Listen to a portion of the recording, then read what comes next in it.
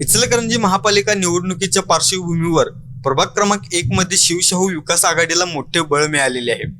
शहापूर परिसरातील तोरणानगर येथील युवा नेते राहुल पाटील यांनी आपला अपक्ष उमेदवारी अर्ज मागे घेत शिवशाहू विकास आघाडीला जाहीर पाठिंबा दिला।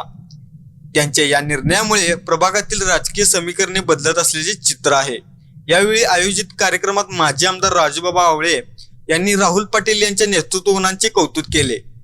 राहुल पाटील हे उमदे, अभ्यासू आणि संघर्षशील युवा नेतृत्व आहे। अशा नेतृत्वाची शिवशाहू विकास आघाडीला सध्या नितांत गरज आहे। भविष्यात प्रभाग क्रमांक 1 चे नेतृत्व राहुल पाटील यांच्या हातात असेल असे मत त्यांनी व्यक्त केले।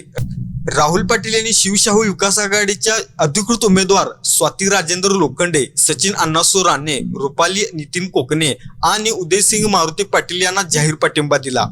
यावेळी बोलताना राहुल पाटील म्हणाले की राहुल पाटील युवा मंच आणि राजी ग्रुपच्या वतीने आम्ही शिवशाहू विकास आघाडीच्या पाठीशी ठामपणे उभे राहू। परिसरातील पाणी, रस्ते, स्वच्छता आणि इतर मूलभूत प्रश्न सोडवण्यासाठी सर्वांनी एकत्रितपणे काम करणे गरजेचे आहे।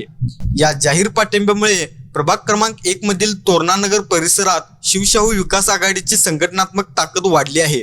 विशेषतः युवकांचा विश्वास आघाडीच्या उमेदवारांच्या पाठीशी उभा राहिल्याचे चित्र दिसून येत असून आगामी निवडणुकीचा याचा सकारात्मक परिणाम दिसेल असा विश्वास कार्यकर्त्यांनी व्यक्त केला आहे।